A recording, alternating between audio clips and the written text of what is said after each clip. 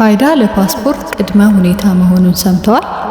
ከሰኔ 1 2017 ዓ.ም ጀምሮ የፋይዳ መታወቂያን ለፓስፖርት አገልግሎት ከሚያስፈልጉ ዋና ሰነዶች ውስጥ በማካተት አገልግሎት ለመስጠት እንዲያስችል ከኢሚግሬሽንና ዜግነት አገልግሎት ጋር በትብብር ለመስራት ከስምምነት ተደርሷል። በመሆኑም የተለያዩ የሀገሪቱ ክፍሎች የፓስፖርት አገልግሎት ጥያቄ አቅርበው በመጠባበቅ ላይ ያሉ ግለሰቦች ፓስፖርት ለመውሰድ ወደ ተቋሙ ሲሄዱ የፋይዳ መታወቂያ ቁጥራቸውን በመያዝ ኪውአር ኮዱን በወረቀት ላይ አትመው ወይንም ዲጂታል ኮፒውን በፋይዳ አይዲ አፕሊኬሽን በኩል ይዘው ወይንም ደግሞ ትክክለኛውን ኪውአር ኮድ የያዘ አማራጭ ተጠቅመው ይዘው በመምጣት ብቻ አገልግሎት ማግኘት እንደሚችሉ አስታውቀዋል።